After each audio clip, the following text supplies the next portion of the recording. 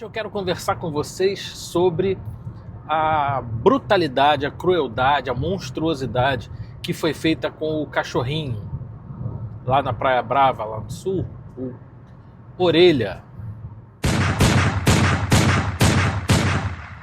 Bom dia, cidadãos e cidadãs de Nova Alexandria! Como é que vocês estão? Vocês estão bom? Nós vamos indo, né, dentro do possível.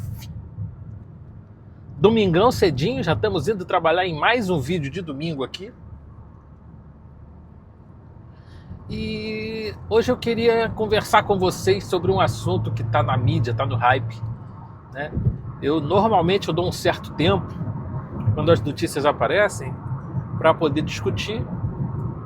São raras as vezes que eu pulo essa etapa, mas essa não poderia sair desse meu esqueminha. Por quê? Quando a notícia sai, normalmente a gente não tem todos os dados, todos os fatos. E nesse caso, a gente também não tem ainda. Ainda estamos buscando aí muita coisa, a investigação ainda está rolando. Mas vamos dar uma puxadinha na linha do tempo e depois a gente discute a coisa como de costume. Hoje eu quero conversar com vocês sobre a brutalidade, a crueldade, a monstruosidade que foi feita com o cachorrinho lá na Praia Brava, lá no sul, o Orelha. Não sei se vocês sabem, se eu já comentei, mas eu adoro bicho. Eu tenho alguns animais resgatados em casa, na realidade todos são gatos. Eu queria ter um cachorro. Tem um amigão meu, André, vizinho, gente boa pra cacete. Ele tem uns dog alemão lá. Uma porrada de filhotinho que nasceu agora. Ele já me ofereceu um. Mas assim, eu fico meio preocupado com a despesa que esses bichos dão, rapaz. Porque pela madrugada... E, aliás, nem só a despesa, né? Porque cada vez que aquele bicho come, é 1 quilo de comida que vai embora, é 1 quilo de ração. E depois que ele termina, é 1 quilo de cocô para limpar, né? Então, ai, porra. Eu sabia que essa merda ia acontecer. Eu tinha quase certeza. E eu vou dar uma encostadinha para tentar consertar esta bosta antes que eu fique a pé ou bata com o carro por causa disso. Bom, então, como eu estava dizendo, esta brutalidade, essa coisa nojenta que aconteceu com este cachorrinho lá no sul. E eu gostaria realmente de ter todos os fatos em mente antes de sair falando qualquer coisa, porque, cara, é um cachorrinho, é uma vida, é um bichinho que era extremamente dócil, que estava lá, sempre esteve lá, eita porra! Todo mundo sempre cuidou dele, né? Ele não era um bicho abandonado, ele era um bicho querido lá pelo pessoal da região. Ele brincava com todo mundo, ele ia com todo mundo, ele fazia festinha. E foi encontrado, sim, com sinais graves de tortura, né? Bateram com uma tábua com prego nele, a ponto de furar o crânio, com perda de massa encefálica. E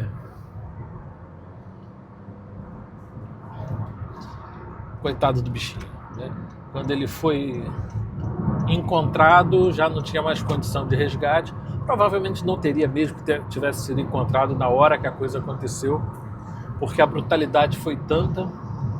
Eu não consegui ler o laudo da necrópsia dele ainda, mas o pouco que eu li disse que ele estava dispineico, devia estar em choque, devia ter feito um pneumotórax de tanto que ele apanhou. É difícil dizer agora. Mas a coisa causou uma comoção nacional. Aliás, internacional. Hoje eu sei que está tendo uma passeata aqui no Rio, acho que em Copacabana. Uma amiga minha, cantora, compositora, produtora, Dani Lagden, que é, porra, maravilhosa, amigona mesmo do coração, que eu amo de paixão. Que pegaram desde a época do vinil, surgindo com 3 canais dos Beatles, e hoje em dia com esse boom de internet. Então, A gente está tendo grandes oportunidades de aprender coisas aqui. Então eu penso no futuro e dou uma pausa e faço o que meu coração mandar.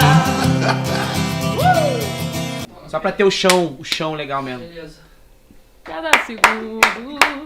Campanha eleitoral, vambora, acredita no Tonho. Vamos acreditar. Yeah. Tô indo, hein? Acreditar no Vamos Tonho. É milagre. Vambora, 69171, campanha 69171, vote agora. Yeah, Tonho. Acreditar no sonho, percorre um caminho sozinho no mundo, encontrar pessoas pra chamar de amigo e entender que a vida é cada segundo, vivido no fundo da emoção. Acreditar no sonho. Mansão Popular Brasileira. Eu vi ela falando a respeito do caso na internet e eu fiz um comentário lá com ela, que é basicamente o comentário que eu vou trazer aqui. Quer dizer, aqui eu vou explanar a coisa um pouquinho mais, né? A gente vai um pouquinho mais longe. Mas é complicado, é muito complicado.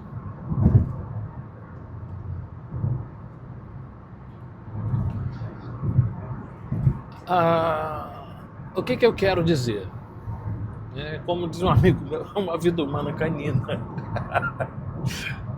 Ok, tudo bem, é uma vida humana canina que fosse. E causou uma comoção tão grande, uma movimentação na sociedade tão intensa que levou essa coisa a nível internacional. Crueldade que fizeram com o cachorrinho.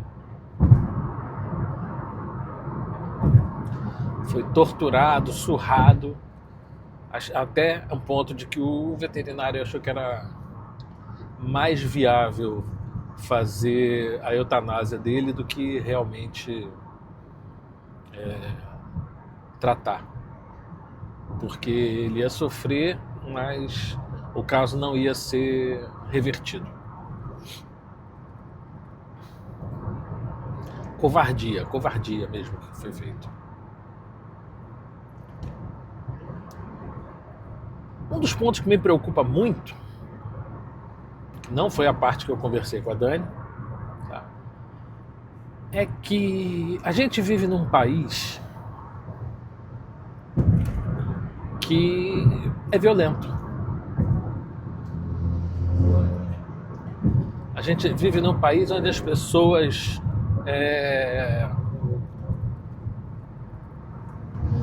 já meio que banalizaram a violência. Por quê?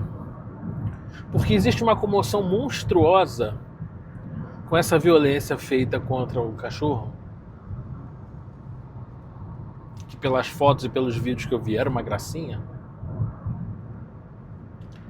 Mas no Brasil, hoje, atualmente, ocorrem cerca de, em média, 42 ou 43 mil homicídios por ano.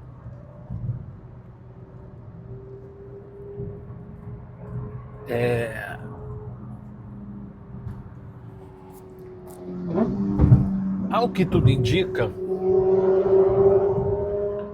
nesse caso lá no sul, parece que foram 4 adolescentes que fizeram esse negócio. É o que estão dizendo. Eu ainda não consegui a confirmação total da coisa, mas vamos lá. Supostamente 4 menores de idade bateram no garoto. Tem um vídeo que mostra 6 menores andando por uma praia. Sinceramente, eu não vi o cachorro ali.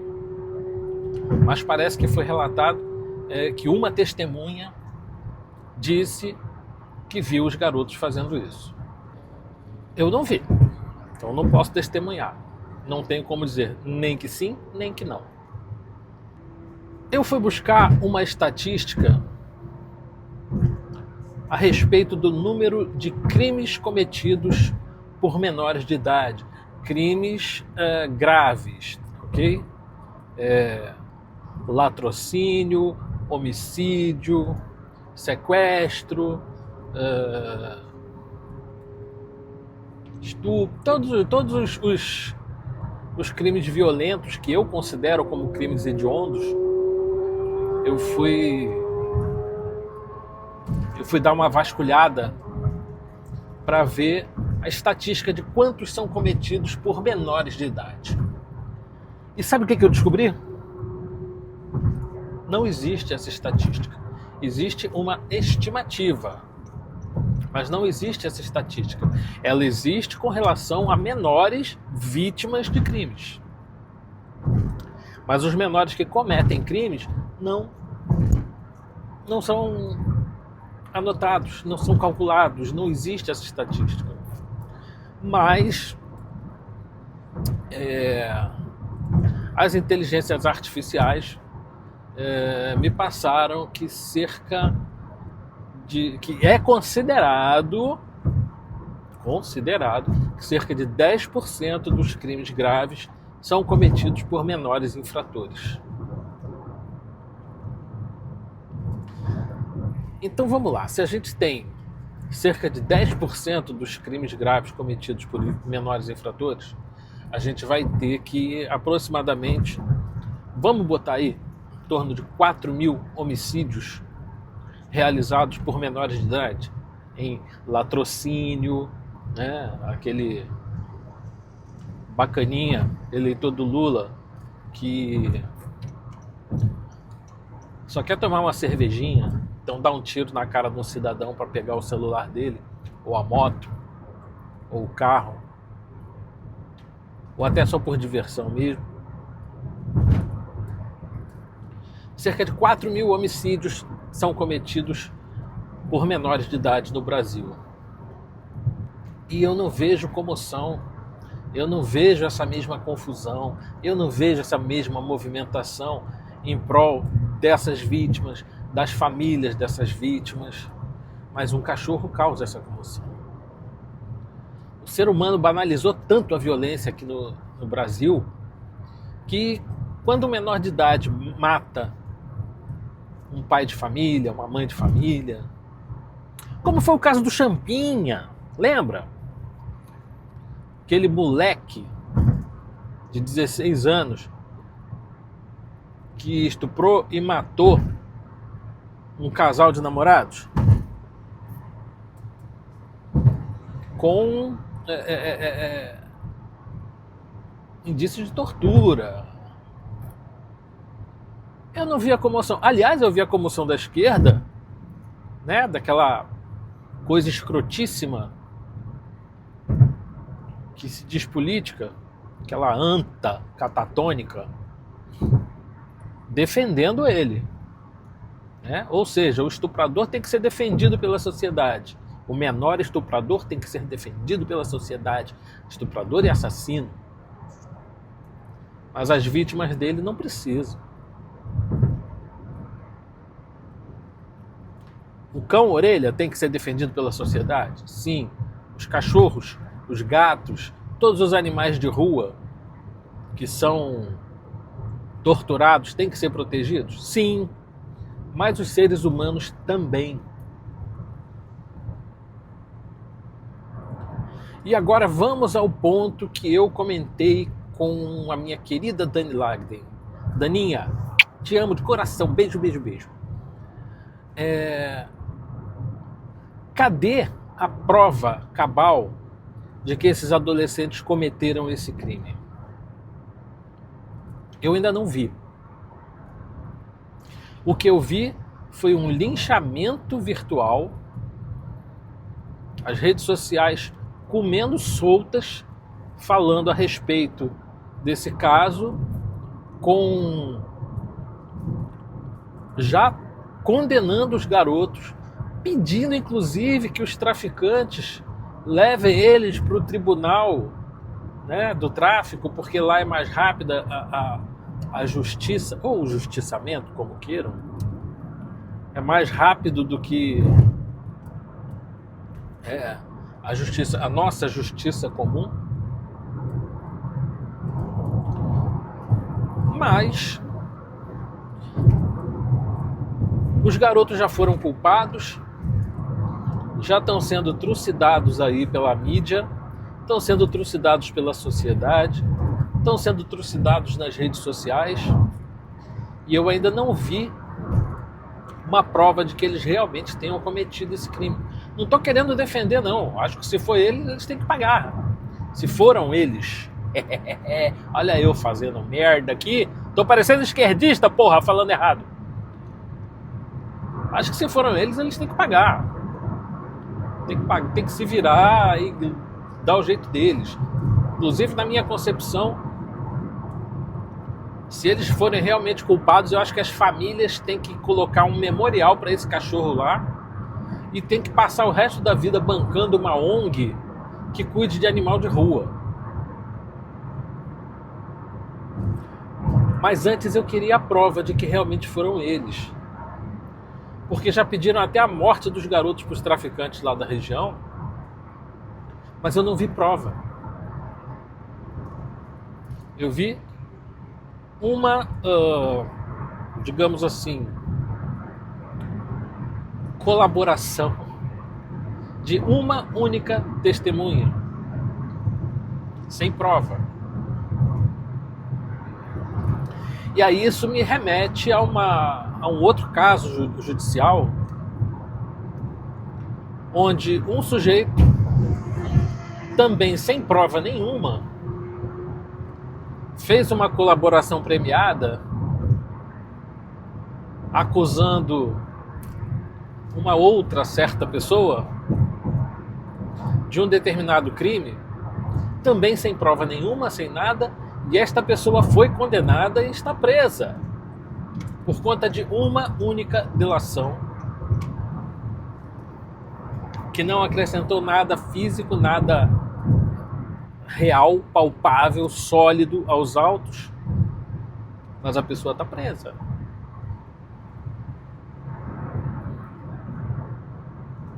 A pessoa foi condenada. Tudo bem que ali foi um tribunal político, foi uma coisa sui generis,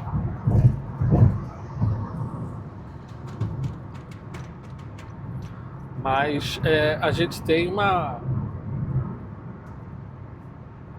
situação muito grave com essas crianças, porque com esse linchamento virtual, esses caras vão ficar marcados o resto da vida como culpados de tortura e homicídio de um animalzinho dócil, indefeso, idoso.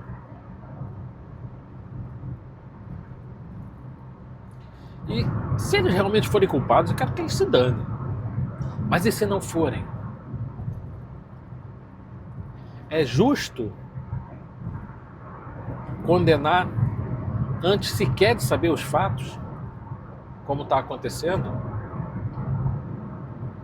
Vamos pensar direitinho, vamos colocar a cabeça no lugar e antes do linchamento, vamos exigir investigação, levantamento de provas. Ok, meu canal é pequenininho, ninguém vai ver meu vídeo. Isso é uma coisa, assim, muito, muito estreita. E é óbvio que eu vou pedir para você que não me conhece, mas está vendo esse vídeo, para passar ele adiante, porque eu acho que as pessoas se acostumaram com essa ideia de manada, de linchamento, ir naquela confusão. E essa coisa de ir na manada já deu merda lá no 8 de janeiro. Porque a manada foi guiada por uma galerinha que já tinha programado a coisa toda justamente para dar merda. E o hype criado em torno desse cachorro, obviamente, também foi orquestrado por alguns influenciadores aí que curtem isso, que viram nisso aí um ponto perfeito para tirar um pouco de cena outras barbáries que estão acontecendo no nosso país. Barbárie como o roubo dos aposentados, barbárie como o caso do Banco Master, que pode detonar o sistema financeiro brasileiro, barbárie como a manutenção dos manifestantes de 8 de janeiro na cadeia, condenados por uma coisa que não existiu, por um juiz suspeito, completamente parcial. Tá tudo errado. Vamos parar com essa mania de seguir a manada, vamos?